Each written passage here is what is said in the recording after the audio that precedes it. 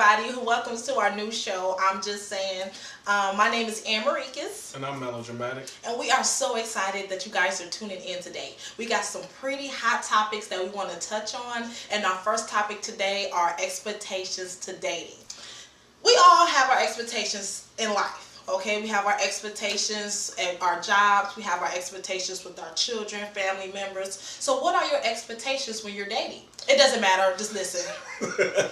What we're trying to express is some of the methods and modes you take can kind of send the relationship off to a certain road that you might not want it to go, or can send it where you really want it to go.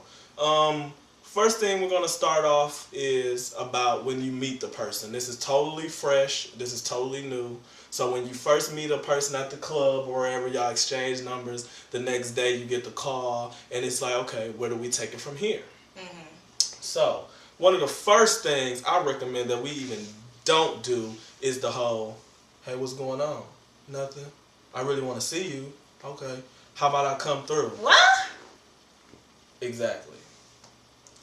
And what we're saying about that is, when you can't come to my house.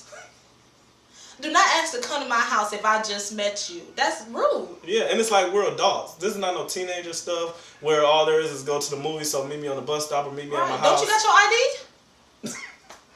What we're trying to say is, at 18 and older, maybe 21 or however you want to look at it, stopping by somebody's house or letting them stop by your house, preferably ladies, letting them stop by your house, you already going down a dirty road. Because if this is our first time on our, in a sense, the first date, and the first thing he gonna see is your front door, and he gonna try to hopefully see your bedroom, come on now. Right. You just lowered your worth. You really lowered did. your worth. And then also you'll sit there and then you can't understand why this guy trying to smash you on the first date, or all I think he wants is sex. Well, that's what he thinks that you want too, because you let him come into your house. What else is there to do? Right. I mean, you go to watch TV, but there's commercials.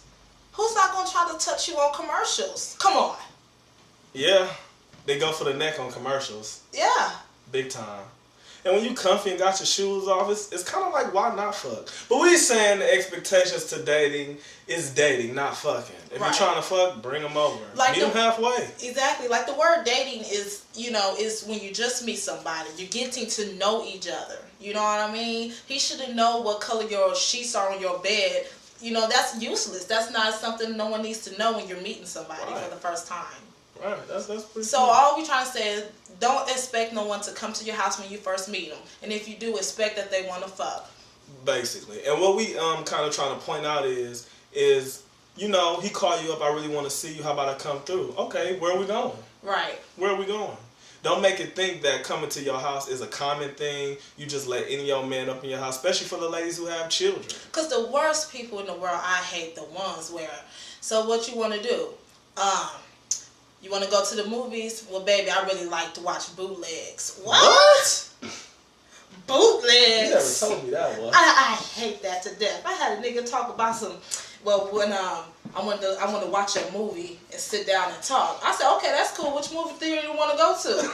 I wasn't thinking like that. You better think farther. Bootlegs. Do you got a car? What's going on? So I hope we kind of hit y'all with that one. We can make a bootleg. Oh, wait. Wrong topic? Wrong topic. Maybe next time, though. But anyway, moving right along. Some of us get into situations where you fuck before you know the last name. And what I have to say to that is, shit happens. You must have had a good time, and the alcohol did you right.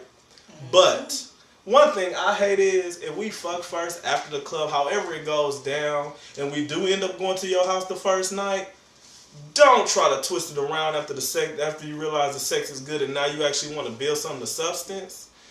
If you a fuck on the first night, you're pretty much gonna remain a fuck. And the only good thing about it is, if it's good, you'll be a common fuck. Every day of the week fuck. Yeah, don't pull that whole, wait, I want to get to know you after you done already gave it up. It's like, some people get like that. Once the sex really get good, it's like, I want to know your last name now. It's like, hold on. I gave you my initials the other night. Now, chill out. One letter at a time, baby. One letter at a time.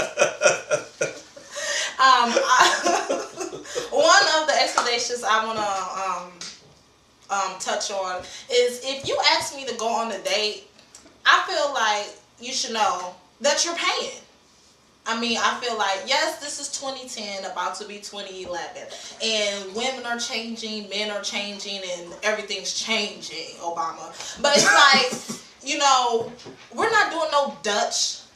This nigga tells me, let's do Dutch. Bitch, you can't spell Dutch. You ain't German. I don't even eat Dutch chocolate. The last time I played Dutch was double Dutch back in elementary, and I always lost.